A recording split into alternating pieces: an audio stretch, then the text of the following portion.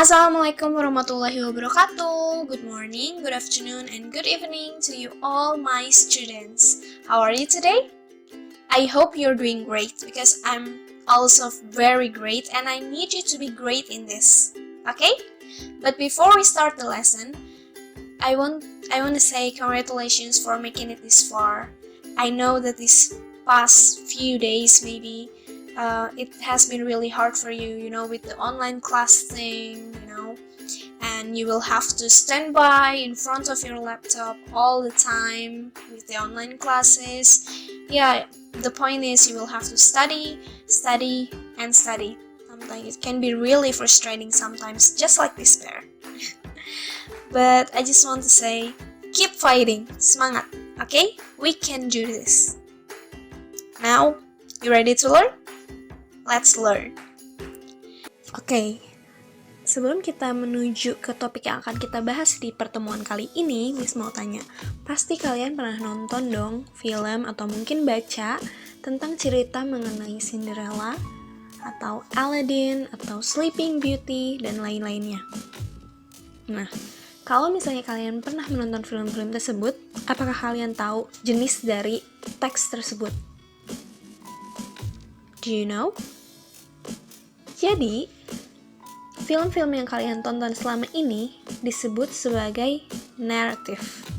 Oke, kenapa disebut narrative? Karena pada intinya, narrative adalah sebuah imaginative story, termasuk fairy tales atau dongeng.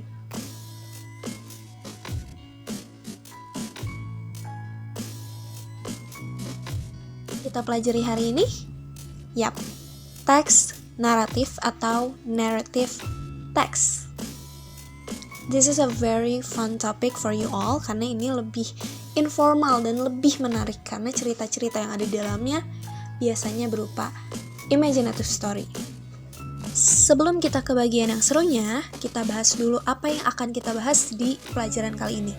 Yang akan kita bahas adalah definition, structure, purpose, types of narrative text, dan language features.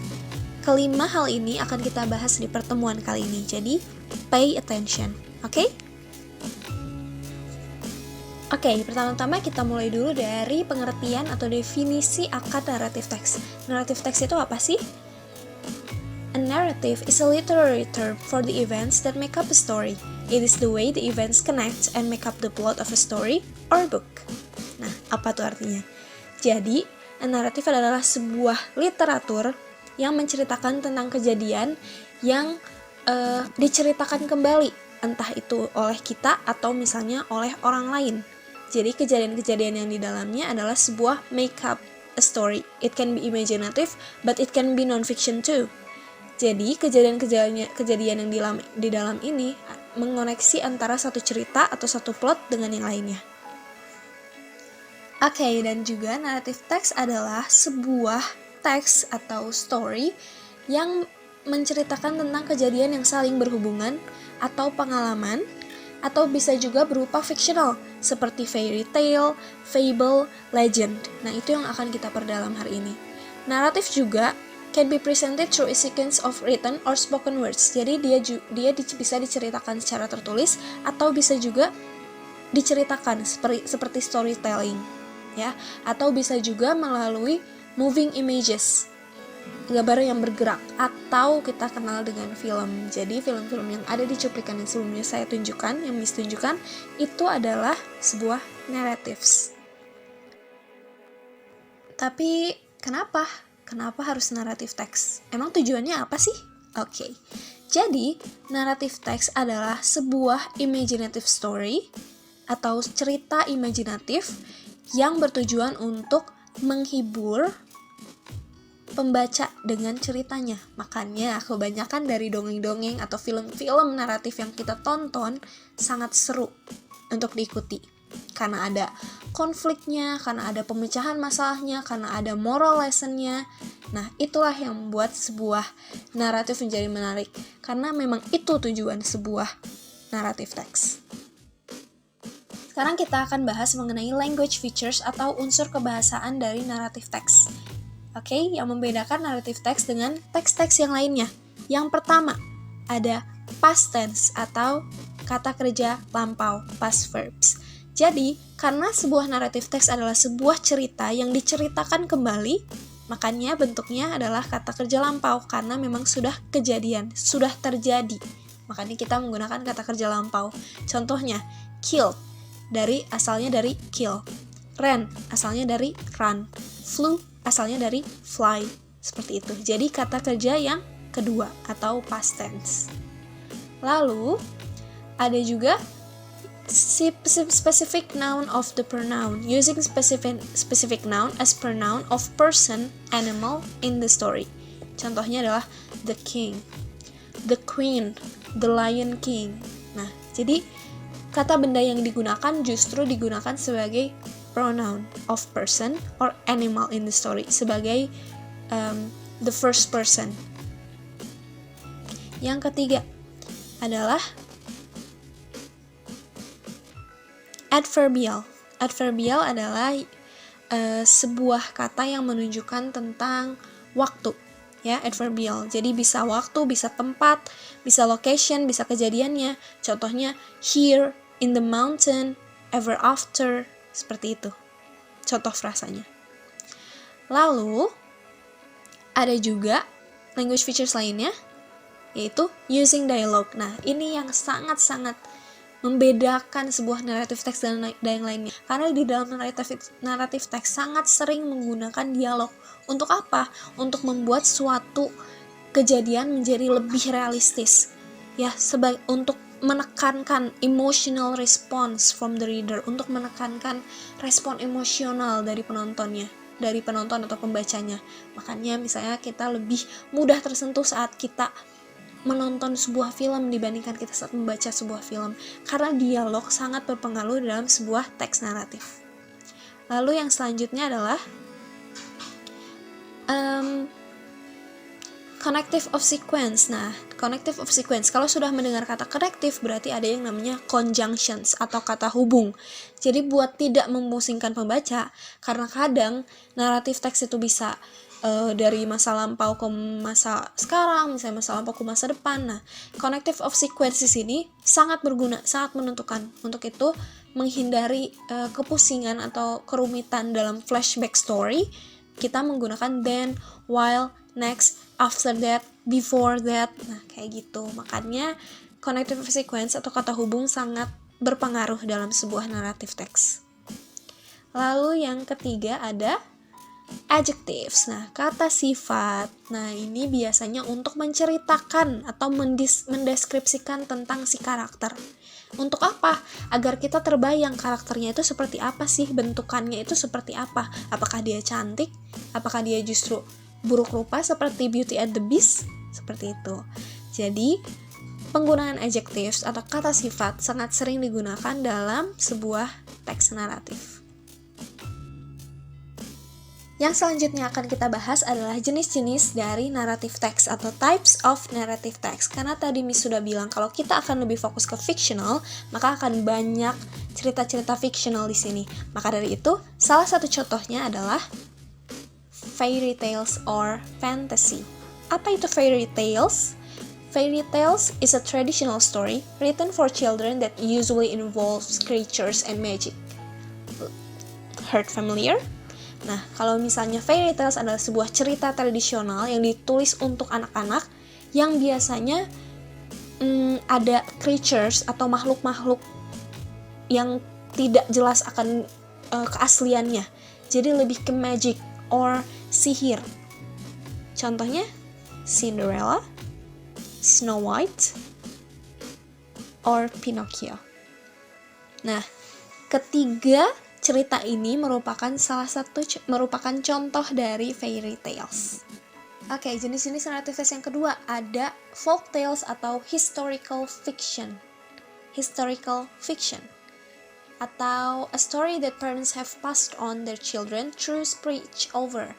Nah, biasanya kan ini adalah sebuah cerita rakyat atau cerita yang diceritakan kembali secara turun-temurun dari orang tua, lalu ke anak-anak, lalu pada akhirnya dia menjadi sangat umum di masyarakat. Nah, itu disebut dengan folk tales atau cerita rakyat. Contohnya, Sang Kuryang, Makanya sekarang Tangkuban Perahu sangat terkenal. Nah, itu dari cerita Sang Kuryang. Keasliannya, I don't know. Tapi itu adalah sebuah cerita yang diceritakan kembali secara turun-temurun. Lalu ada Malin Kundang, ya, sangat umum ya. Lalu ada juga Little Match Girl. Nah, kalau di luar negeri itu ada Little Match Girl atau Si Gadis Korek Api. Nah, ini adalah sebuah cerita rakyat yang cukup melegenda di masyarakat sana. Contoh yang ketiga, ada fable yang termasuk juga ke dalam cerita fantasi. Fable adalah a fictional story which features animals, plants, or objects and leads to a particular moral lesson. Nah, fable ini jauh lebih fantasi dari sebelumnya, dari fairy tales, karena di fable ini binatang bisa bicara. Binatang, tumbuhan, bahkan objects. Nah, biasanya this fictional story tergolong ke dalam sebuah fable. Contohnya Tarzan, ya, meskipun Tarzan adalah pemeran utamanya seorang manusia, tapi ada banyak animals di sana atau binatang-binatang di sana yang bisa berbicara. Yang kedua ada The Lion King. Nah, kalau yang ini full semuanya hewan di dalam sana, yang bicara adalah hewan. Nah, itu termasuk ke dalam dongeng fable. Lalu The Lady and the Tramp sama halnya dengan The Lion King. Types of narrative text yang selanjutnya adalah myths atau disebut juga dengan science fiction. Nah, myths ini dalam bahasa Indonesia artinya mitos. Apa itu myths? A popular belief or ancient story, especially explaining the early history of a group of people or about natural events and facts.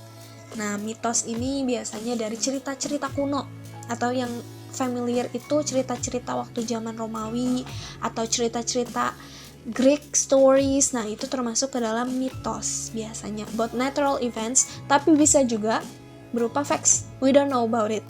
Meskipun sangat umum, tapi kita tidak tahu kebenarannya. Nah, itu disebut mitos karena itu berdasarkan kepercayaan dari orang-orang sekitar.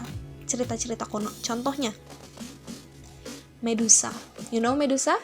Ya, dia adalah seorang perempuan yang dikutuk oleh seorang dewi. Nah, dia jadi berubah seperti ini.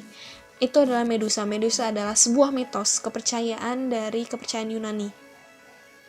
Lalu Zeus, God of Thunder. Ya, mitos ini kebanyakan dari dewa-dewa karena kita tidak percaya dengan dewa, but it's a popular belief. Itu sebuah kepercayaan yang sangat populer. Lalu ada Nyi Roro Kidul. Nah, kalau di Indonesia ini versinya Nyi Roro Kidul. Nah, dia adalah sebuah mitos yang sangat melegenda karena kepercayaan masyarakat sangat besar terhadap Nyi Roro Kidul ini. But then again, kita tidak punya faktanya, jadi makanya kita sebut dengan mitos. Selanjutnya, jenis narrative text selanjutnya adalah legend atau legenda. Apa itu legenda?